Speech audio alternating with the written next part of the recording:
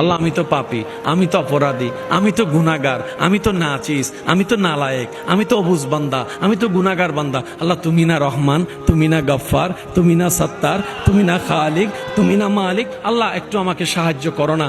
একবারও মুখে বলে নাই সাহায্য করো, শুধু নিজেকে অপরাধী বলছে, ওদিকে আল্লাহ ছাড়া উপায় নাই বলছে। আল্লাহ পাক বলে যে সাহায্য আপনার জন্য। ও আল্লাহ এই সিস্টেমটা কেন করলেন? রব্বুল আলামিন বলে নবীদের আলাম্বিয়া ও মাসুম, নবীদের কোনো গুনাহ হয় না, রাসূলদের কোনো গুনাহ থাকে না, কিন্তু আমি ওনাদের সিস্টেমটা করেছি পরবর্তী বান্দারা সাহায্য কিভাবে নিতে হয় সেটা যেন প্র্যাকটিক্যাল শিখতে পারে। বলেন সুবহানাল্লাহ। আল্লাহ পাক আমাদের সকলের অন্তরে নূর দান করুক। আল্লাহর কাছে শুধু একটাই ফরিয়াদ, দুনিয়াতে আমরা যতদিন থাকবো ঈমান এবং ইজ্জত নিয়ে যেন থাকতে পারি। দুনিয়াতে যতদিন বাঁচবো ঈমান এবং ইজ্জত নিয়ে যেন মাথা উঁচু করে বাঁচতে পারি। আল্লাহ পাক আমাদের সে তৌফিক দান করুক। একটাই চাওয়া, হাসরের ময়দানে যখন আমরা যাব, নবী যেন আমাদের দিকে তাকায় একটা মুস্কি হাসি দেয়। সেই মুস্তাফা যেদিন আপনার দিকে তাকায় বলবে আল্লাহ এটা আমার উম্মত, গুনেহগারম সিয়াকারম ওয়ালাকিন বাদাস্তাম হাসত দামানে মুহাম্মদ। শেষ কথা বলে আমি বিদায় নিচ্ছি।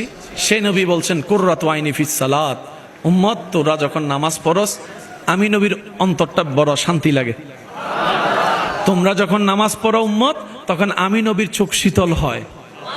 তোমরা যখন নামাজ পড়ো সেই নামাজের হিসাবটা আমার এখানে দেওয়া হয়। সুতরাং নবী খুশি হয় উম্মতরা কি পড়লে। স্বামী স্ত্রীর ভিতর বিশ্বাস না থাকলে সংসার, বন্ধু বন্ধুর ভিতর বিশ্বাস না থাকলে ব্যবসা, বন্ধুত্ব। তাহলে বিশ্বাস জিনিসটা শুধু ইমানে নয়, মুসলমানে নয়, প্রত্যেকটা মানুষের সর্ব জায়গায় আছে। বিশ্বাস কাকে বলে জানেন? শুনেন, প্রমাণ দিয়ে যেটা মানানো হয় এটা বিশ্বাস নয়। বিশ্বাস তো দিল থেকে আসে, প্রেম থেকে আসে। সুবহানাল্লাহ। বুঝবেন, প্রমাণ দিয়ে যেটা মানানো হয় এটা বিশ্বাস নয়, এটা হচ্ছে মাইনা নেওয়া। জামাই বউয়ের মধ্যে ঝগড়া লাগছে, তুমি ফোনে কার সাথে কথা বলছো, বিশ্বাস নাও বিশ্বাস? জোরে বলেন।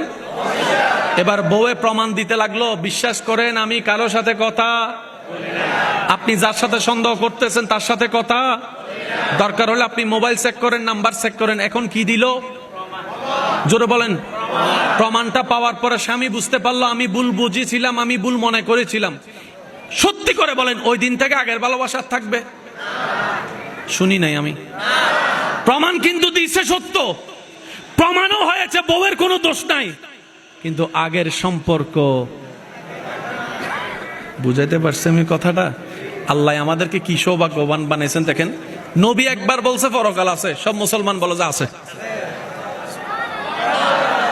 একবারও কেউ জিজ্ঞেস করে না ইয়া রাসূলুল্লাহ কবরে এখনো যাই নাই, মুসলমান বিশ্বাস করে কবরে প্রশ্ন আছে।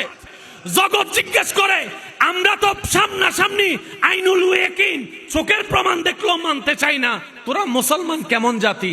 নবী বলেছে তোরা মেনে নিয়েছিস। মুসলমান বলে যে সেজন্যই তো আমরা মুসলমান।